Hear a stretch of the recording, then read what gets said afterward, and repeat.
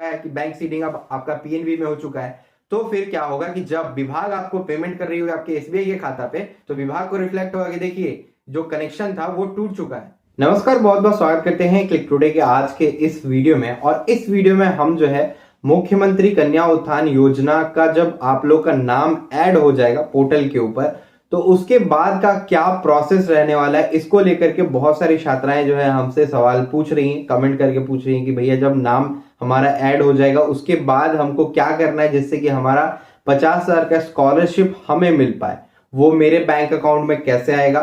तो इसको लेकर के हम आज के इस वीडियो में डिस्कशन करने वाले हैं। आप इस वीडियो में जो भी बताई गई हुई बातें होंगी उनको ध्यान से सुनिएगा, कोई भी कमेंट करने से पहले पूरा वीडियो देखिए और चीजों को समझिए, उसके बाद ही कमेंट करिएगा। अगर ऐसा कमेंट मुझे मिलेगा जिसका रिप्लाई या मैं जो चीज वीडियो में बता रहा हूं उसको ही अगर आप कमेंट बॉक्स में पूछोगे तो मैं उसका रिप्लाई नहीं दूंगा। और इससे पहले जो भी छात्राएं जो भी कमेंट्स की हुई है कि भैया नाम कब ऐड होगा, हमारा पोर्टल पे अभी तक नाम नहीं शो हो रहा है, रिजल्ट नॉट प्रेजेंट है, ये सब कैसे ठीक होगा, हमारा नाम कैसे आएगा, ये बता दीजिए। तो देखिए आपका नाम जो है अब 2 जनवरी के बाद ही ऐड हो सकता है। यूनिवर्सिटी कॉलेजेस फिलहाल अब बंद हो चुकी है, नए वर्ष में अब आपका कॉलेज यूनिवर्सिटी जो है खुलने वाला है, तो 2 तारीख से फिर आपका नाम ऐड होना शुरू होगा। अगर नाम आपको 4 तारीख तक ऐड हुआ दिखाई देता है तो ठीक है, नहीं हुआ दिखाई देगा तो आप अपनी यूनिवर्सिटी जाकर के कांटेक्ट करिएगा, पूछिएगा कि भैया मेरा नाम क्यों नहीं ऐड है। ठीक है, हम यूट्यूबर सिर्फ आपको इन्फॉर्मेशन बताते हैं, बाकी आपका काम है पता लगाना कि आपका नाम कब तक की यूनिवर्सिटी ऐड करेगी, क्योंकि यूनिवर्सिटी के हाथ में ही ये सारी चीजें हैं। रही बात की रजिस्ट्रेशन प्रोसेस कब से स्टार्ट होगा, तो जब तक छात्राओं का नाम पूरी तरीके से पोर्टल के ऊपर ऐड नहीं हो जाता, यानी कि 2018 से 21, 2019 से 22, 2020 से 23 और 2021 से 24 सेशन की छात्राओं का नाम पोर्टल के ऊपर जब तक ऐड नहीं होगा तब तक पोर्टल रजिस्ट्रेशन के लिए नहीं ओपन किया जाएगा। वही दूसरी ओर अगर हम बात करें, जो भी छात्राएं डॉक्यूमेंट्स को लेकर के सवाल पूछ रही हैं, तो आपको मैं इस वीडियो में एक एक डिटेल्स बता देना चाहूंगा।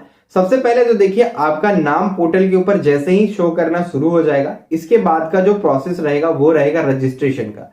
रजिस्ट्रेशन के दौरान में आपको सबसे पहले जो है अपना यूनिवर्सिटी सिलेक्ट करना होता है, उसके बाद आपको अपना registration number, marksheet number enter करने का ऑप्शन दिया जाएगा।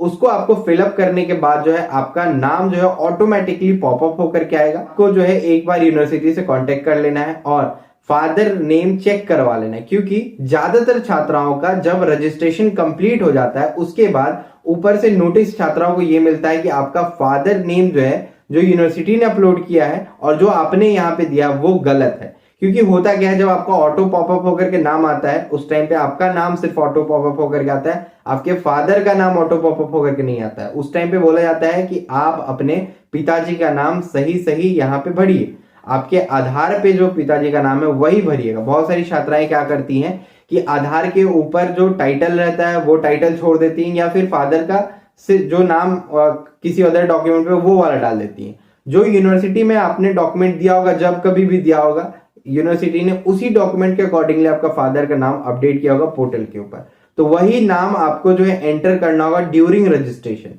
अगर आप एक भी स्पेलिंग इधर उधर करिएगा तो रिजेक्ट होने के चांसेस 100% है कि आपका फॉर्म 2 से 3 दिनों या फिर 15 दिनों के अंदर में फॉर्म रिजेक्ट हो जाएगा। ये हो गया। इसके बाद आपको जो है आधार नंबर आपको जो एंटर करना होगा।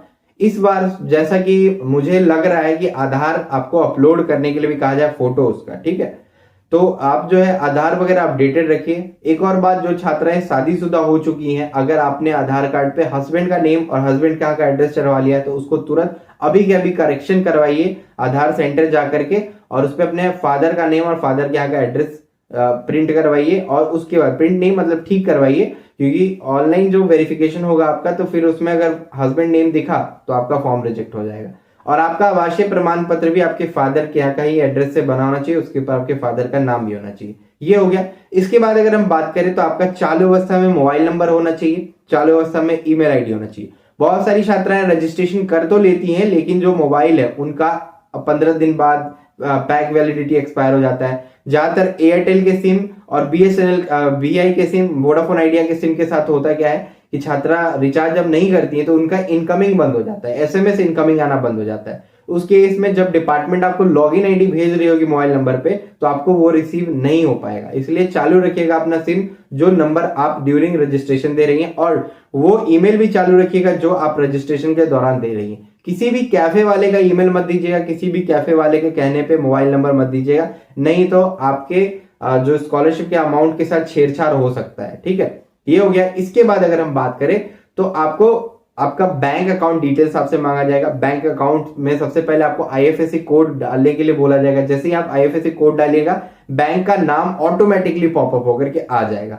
अगर नहीं आता है तो आपको वहां पे नाम एंटर करने का भी ऑप्शन दिया जाएगा। उसके बाद आपको अपना अकाउंट नंबर सही सही डालना है। 2 बार आपको अकाउंट नंबर डालना होगा वेरिफिकेशन के लिए। जब दोनों अकाउंट नंबर जो आपने एंटर किया होगा वो सही होगा तो मैच बता देगा। उसके बाद सबसे लास्ट में आपको डोमेसाइल सर्टिफिकेट का नंबर आपको डालना होगा।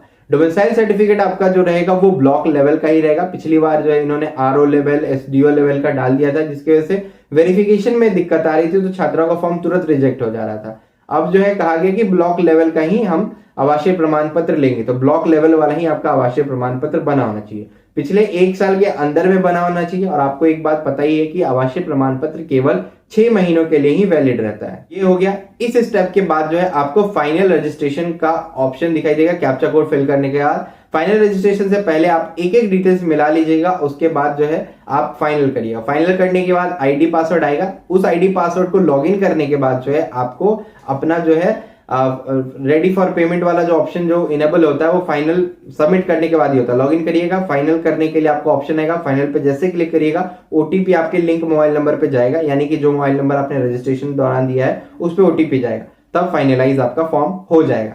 इसके बाद सबसे बड़ी बात क्या आती है कि छात्राएं जब रजिस्ट्रेशन कर रही होती हैं तो अपना बैंक वो दे देती हैं जो कि आधार से सीडेड नहीं होता है। अब बहुत सारी छात्राएं पूछ रहे भैया ये आधार से सीडेड क्या, हमको अभी तक नहीं समझ में आया।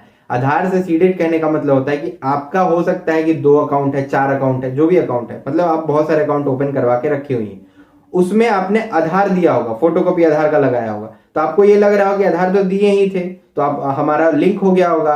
आधार लिंक होना अलग बात है, लेकिन जो बैंक मैपिंग है, जो आपका सीडिंग है, वो अलग चीज है। सीडिंग कहने का मतलब होता है कि डीबीटी का मतलब है डायरेक्ट बेनिफिट ट्रांसफर। गवर्नमेंट जो है आपको डायरेक्ट बेनिफिट ट्रांसफर के थ्रू ही जो आपके खाते में पैसा देती है, और डायरेक्ट बेनिफिट ट्रांसफर से आपका जो बैंक खाता लिंक होगा, केवल एक ही बैंक खाता लिंक होता है उससे, ये भी बात आप जान लीजिए। जो बैंक खाता लिंक होगा उसी में आधार बेस्ड पेमेंट किया जाएगा। अगर नहीं लिंक होगा तो फिर आपको उसमें पैसा नहीं मिल पाएगा। मान लीजिए कि आपने रजिस्ट्रेशन के दौरान पे अपना एसबीआई का अकाउंट दे दिया जो कि बैंक से मैपिंग हो रखा है। जब आपने रजिस्ट्रेशन किया, एसबीआई दिया, आपका आधार से सीडेड हो रखा है यूआईडीआई के वेबसाइट से। अभी क्या आपने किया कि रजिस्ट्रेशन कर लिया, उसके बाद आप कहीं बाहर गई या आपका शादी हो गया बाई चांस, आपके हस्बैंड ने बोला कि सुनो ना एक अकाउंट ओपन करवा लो, आपने दूसरा अकाउंट जो पंजाब नेशनल बैंक में ओपन करवा लिया। अब क्या होगा कि पंजाब नेशनल बैंक जो है आपका जो सीडिंग यहां से चेंज करके, यानी एसबीआई से चेंज करके अपने में लेकर के आ जाएगी। अब आपने रजिस्ट्रेशन के दौरान तो यहाँ पे एसबीआई का दिया था, अब आपका नया अकाउंट रिफ्लेक्ट हो रहा है कि बैंक सीडिंग अब आपका पीएनबी में हो चुका है।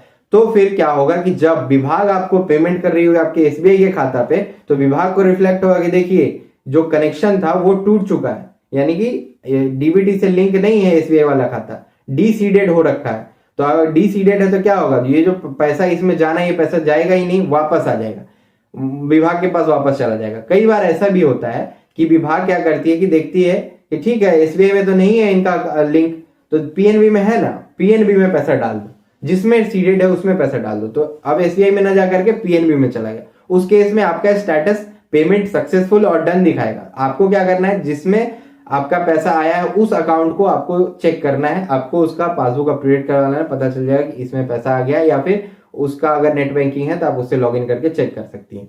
इसीलिए आपका आधार सीडिंग जरूरी है। होपफुली आपको समझ में आ गया होगा।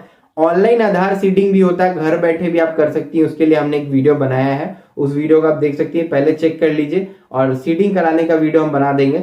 इस सीडिंग में दिक्कत ये है ना कि बहुत सारे बैंक जो है ऑनलाइन नहीं कर रही है सीडिंग, जैसे कि एसबीआई हो गया, और भी कुछ बैंक है जो कि ऑनलाइन सीडिंग नहीं ले रही है। तो उस केस में आपको अपने बैंक ब्रांच जाना होगा, वहां जाके बोलिएगा अपने सर्विस मैनेजर को या मैनेजर से मिलिएगा, बोलिएगा कि सर मैम हमको जो है ना अपना खाता आधार से सीडेड कराना है। मैपिंग का एक फॉर्म देगी वो लोग, फॉर्म देने के बाद आपसे डिटेल्स मांगा जाएगा और बोला जाएगा कि 1 से 3 दिनों के अंदर में आपका मैपिंग डन हो जाएगा। मैक्सिमम 7 डेज का टाइम भी आपको लग सकता है। जैसे ही सीडिंग होगा ऑनलाइन रिफ्लेक्ट हो जाएगा, आप स्टेटस चेक कर लीजिए, आपको मैसेज भी आ जाएगा कि this bank account has been registered with UIDAI bank seeding, ठीक है। तो ऐसा करके आपका मैसेज भी रिसीव हो जाएगा। तो यही वो मेन चीजें हैं जो कि आपको करके पहले ही रख लेनी है। आप सिर्फ नाम ऐड करने के पीछे पड़ी हुई है नहीं, आपको इसके साथ इन सारी चीजों का भी ख्याल रखना है। बाद में जब रजिस्ट्रेशन स्टार्ट हो जाए तो आपको इतना मौका नहीं दिया जाएगा कि आप ये सारी चीजों में बदलाव कर सके। इसीलिए अप टू डेट पहले ही रहें और क्लिक टुडे के साथ भी अपडेट लेते रहें। तो आज की वीडियो में यही सारी इंफॉर्मेशन आप सभी को देनी थी। अगर आपके फिर भी कोई सवाल या सुझाव हो तो नीचे कमेंट करना ना भूलें। हम आपसे फिर मिलेंगे अगली वीडियो में, तब तक के लिए चलते हैं, धन्यवाद। और ये जो योजना है फर्स्ट डिवीजन और सेकेंड डिवीजन वाली छात्राओं के लिए है, यानी दोनों ही छात्राओं के लिए, इसलिए परेशान होने की जरूरत नहीं है। दोनों ही छात्राओं को 50,000 की राशि एक मुश्त दी जाएगी। धन्यवाद।